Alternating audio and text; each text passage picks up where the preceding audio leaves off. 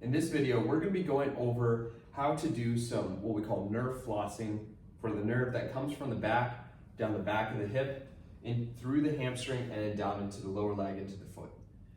With this, you want to try and monitor your symptoms because with nerve mobility, if you go too far into the stretch or push the nerve mobility too much, you may actually flare up the symptoms. If you do this correctly, you may get an immediate or kind of a long-term effect from this nerve mobility of a decrease in symptoms and improvements in range of motion.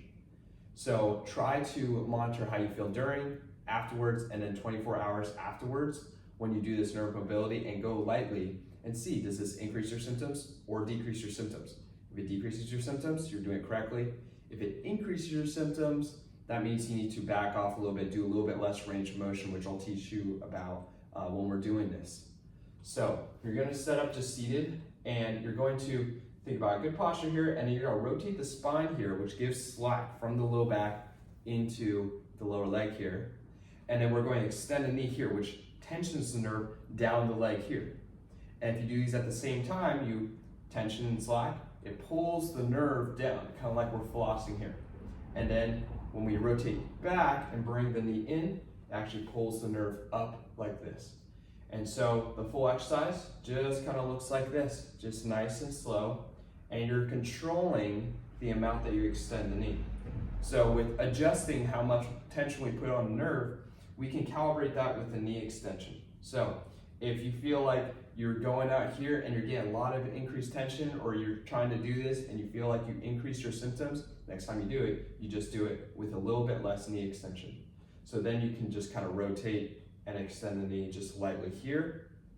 And if you're doing this and you feel like you can push it further and it doesn't flare up your symptoms, then you can do the full knee extension like this. So another component to this is that if you have symptoms below the knee, there are 3 nerves that go around the lower leg and into the foot.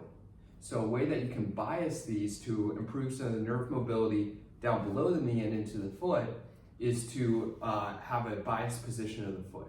So there's 3 positions that you need to learn to improve mobility in the tibial nerve, the peroneal nerve, and the sural nerve. So the first position is up and out. The second one is up and in. The third one is down and in, kind of like this. So you basically just bias those positions there. So I'll start with up and out like this, and then just do the same exercise, and you can just alternate the 3. So I'm going to go up and out like this, rotate towards the side, then I'm going to go up and in, rotates towards the side, and then down and in like this, and rotate towards the side. And then you can just go through those 3. If you're able to identify which is the nerve that's most effective, then you can do just more bias towards those repetitions with that foot position.